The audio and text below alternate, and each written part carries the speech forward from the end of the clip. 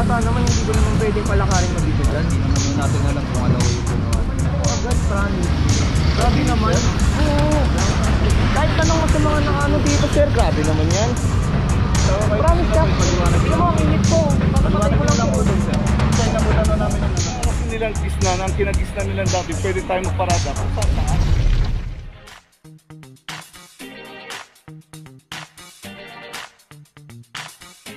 Papajo TV!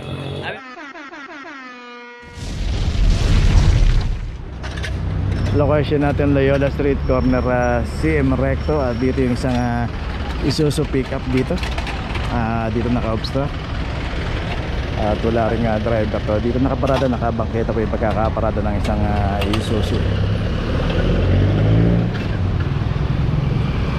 2410. Dito yung pinaradahan. Ayun po yung signage, no parking, clamping zone.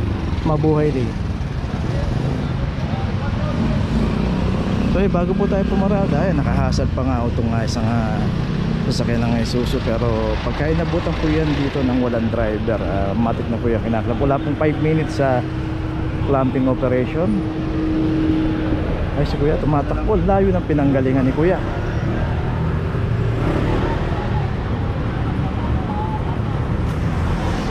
Nag-inspection na kami sa hindi. Baka pwedeng bayaran ko na lang para makaalis na kami. Pupunta pa sa kanila.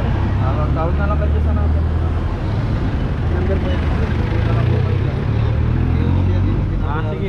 Saan mo ito, sir, binabayaran? Tricycle po kayo, dito na lang kayo sa pinakamalapit, Central Market and Fountain po. Paglagpas nyo lang dyan ng ano, ng... Ito lang po dadalhin. Oh, yan lang po, city order. Sige po. Okay, tuloy na po tayo.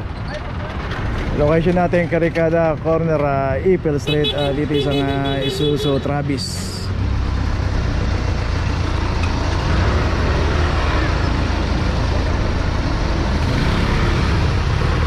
Pagka nakita natin may nagkaklap na, ialisan na po natin yung sakyan natin para ano.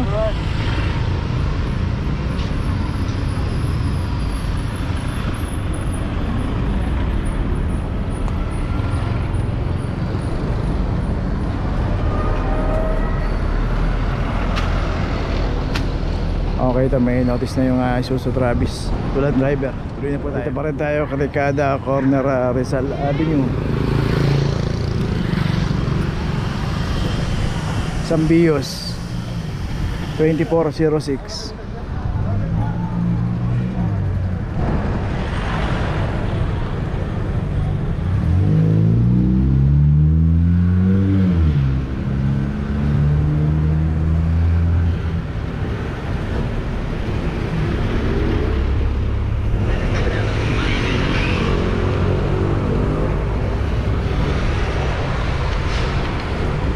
Okay, itong BS may notice na rin.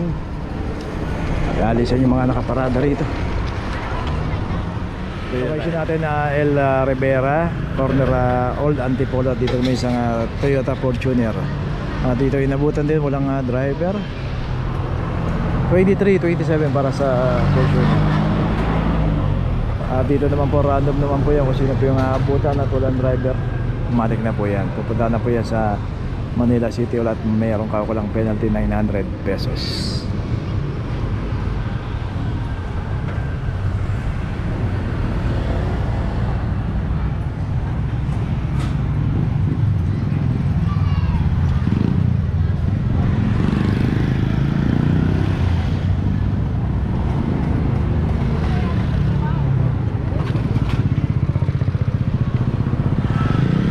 Okay, ito may notice na. Tuloy na po tayo.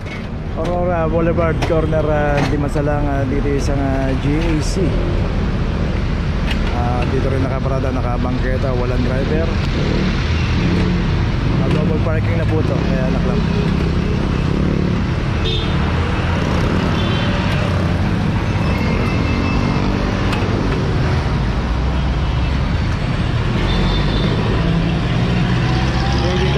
Para sa GAC.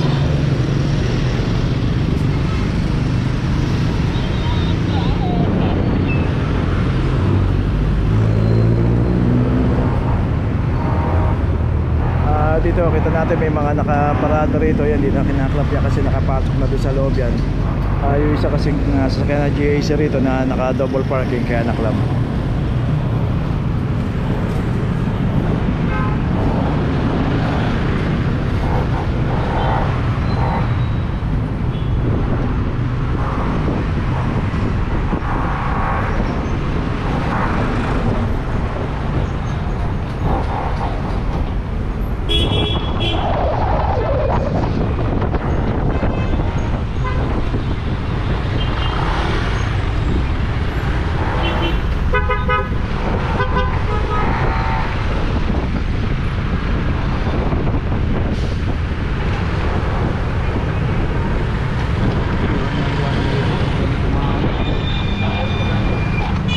Itong GAC mayroon ng notice. Tuloy na po tayo.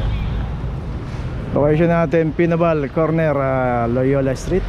Dito isang Mini Cooper, claim number 2324. At dito pumarada. Ayan signage, no parking, clamping zone, mabuhay din. So pagka may nakikita po tayong signage, iwasan po natin pumarada. Iwasan po natin tapatan yung pagkakaparada sa tapat ng signage.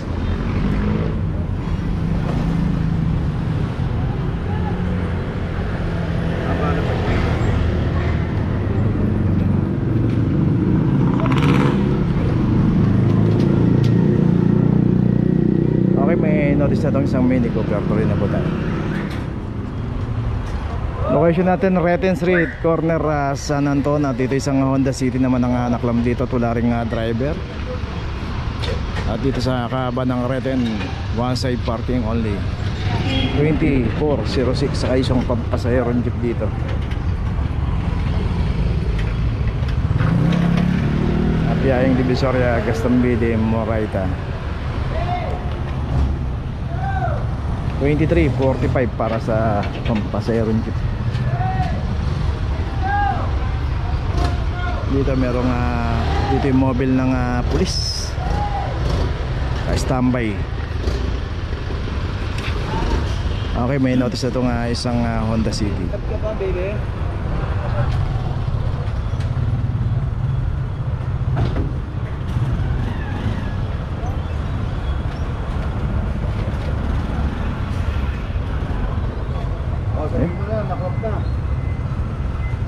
Ay, may natutulog pala sa loob.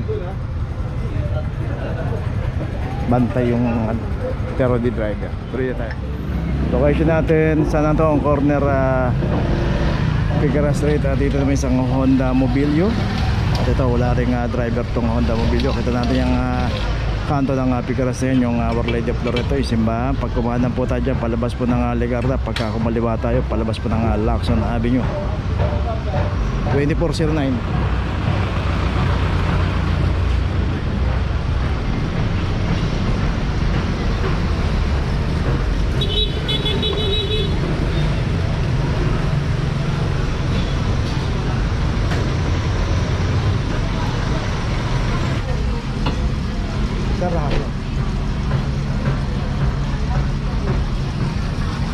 Dito dumating yung driver pero nakaklamp na.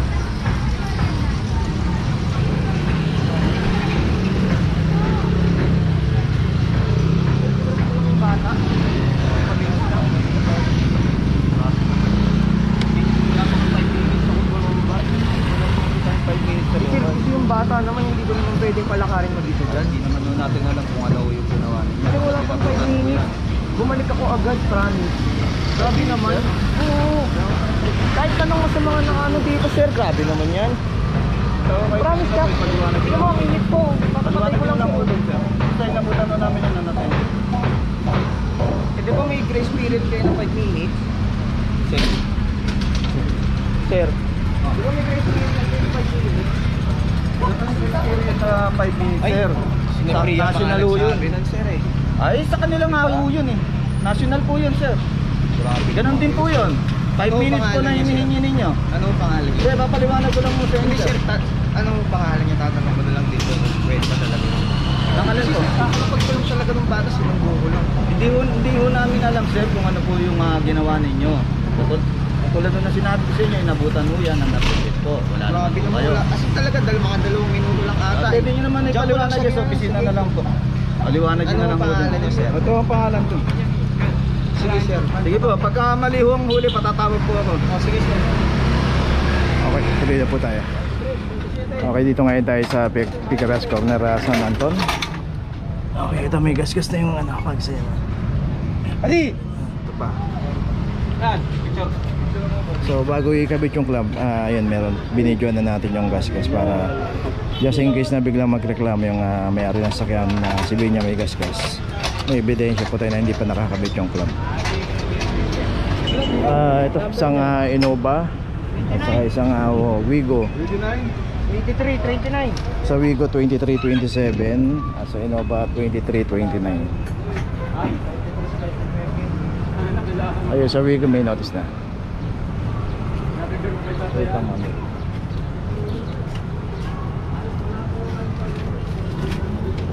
Okay, sa Innova meron na rin ito. So dalawa yung nakaklump dito. Tuloy na tayo.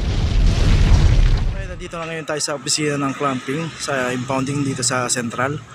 Dito na po nagtatapos ang ating vlog. Maraming salamat po sa mga subscriber, sa mga viewers, sa mga napadaan po sa ating channel. Maraming salamat po sa mga suporta nyo.